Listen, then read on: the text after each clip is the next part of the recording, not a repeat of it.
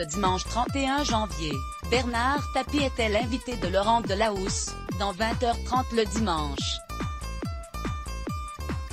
Alors qu'il revenait sur ses premiers pas au cinéma, l'ancien patron de l'OM s'est remémoré une troublante coïncidence. C'est toujours le même homme. Bien sûr, la maladie a des effets, la voix s'est affaiblie, la fatigue peut apparaître subitement.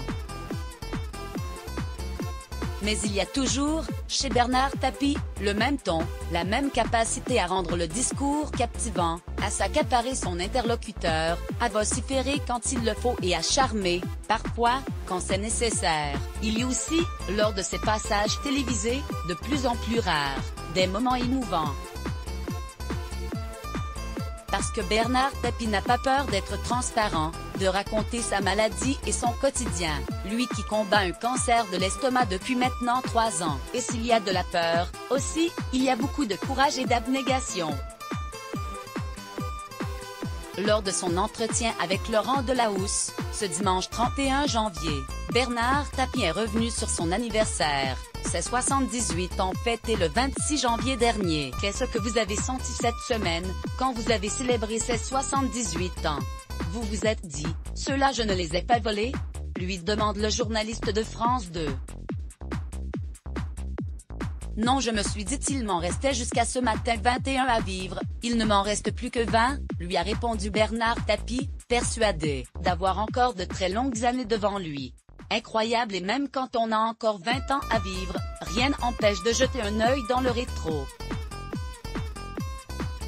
Alors qu'il évoquait sa carrière au cinéma, Bernard Tapie, aidé par Laurent Delahousse, est revenu sur une troublante coïncidence.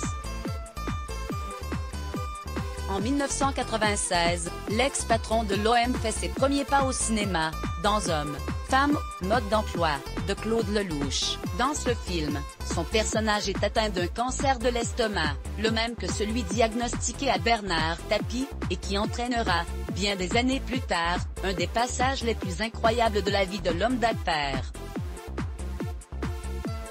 Sur France 2, il raconte « Je sors de l'hôpital de Nice, où on vient de m'annoncer que j'ai un cancer, rembobine-t-il. Qui est mon médecin dans le film? Pierre Arditi. Je suis à Nice, je rentre dans l'avion, et au premier rang, il y a Pierre Arditi. Le comédien, ravi de le voir, lui demande de ses nouvelles. Je lui dis Pierre, tu te souviens ce que tu m'avais trouvé comme maladie il y a 25 ans? Eh bien aujourd'hui, c'est vrai. Et on s'est attrapé parce que c'était inimaginable. Une anecdote racontée avec des trémolos dans la voix. Frisson garanti. Let's block ADS. Why?